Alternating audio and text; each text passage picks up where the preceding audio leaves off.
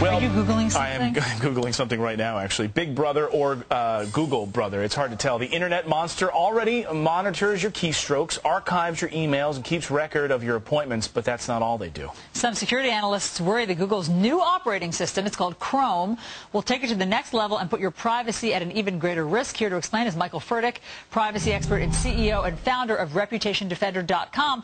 Michael, thanks for being here. What is Google doing now that's worrisome?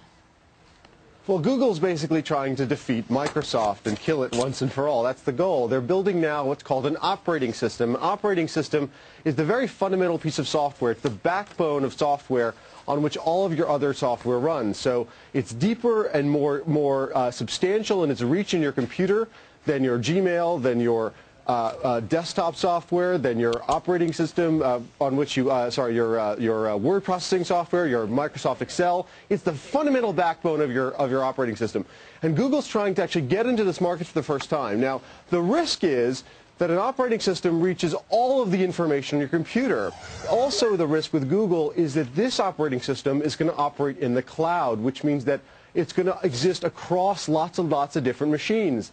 Now, the good news is that the privacy security for this, in the end of the day, will be much stronger because a lot of different people are going to be building it over time. The risk, though, is that all of your information, not just what they see on Google, Gmail, not just what they see on your desktop, all the information from your browser will be visible to Google. Now, why is that a problem? Well, here's the scenario we can imagine. If you're around the Internet, or if you're emailing your friends, or you're emailing your doctor about, let's say, the topic of breast cancer, that could be very interesting, say, to insurance companies. Insurance companies might figure out, quite reasonably, that if you're emailing people about breast cancer, you might be at a higher risk of actually having breast cancer. And now, with that information, if Google actually leaks it or ever sells it, I'm not saying they're going to, but if that ever happens, then you might not get insurance because the insurance company might figure out that you're more likely to have something like breast cancer. All right, look, Michael, let me jump in here.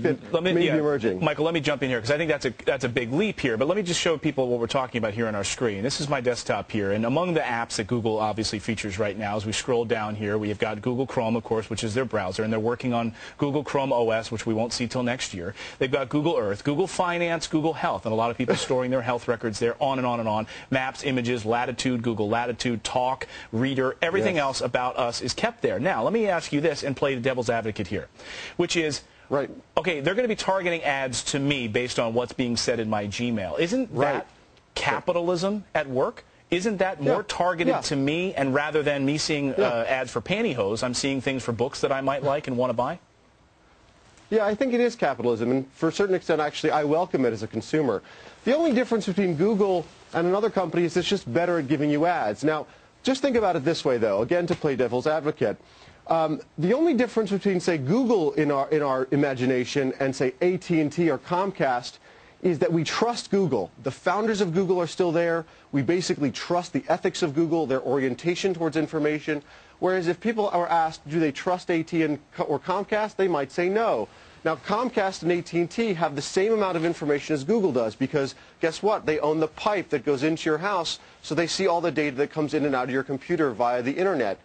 The only difference is that they're much older than Google. The founders aren't at AT&T and Comcast anymore. They're now run by business people. They've got a financial obligation to max out their income.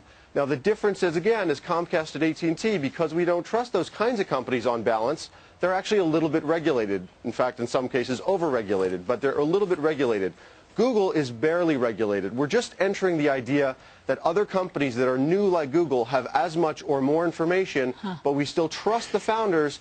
Is that how we want to run our society? Well, we certainly wonder if we want the government having that information. We know who we trust. Michael Furtick from Reputation Defender, we appreciate you joining us this morning. Thanks for breaking it down for us. Thanks, Michael. Thank you.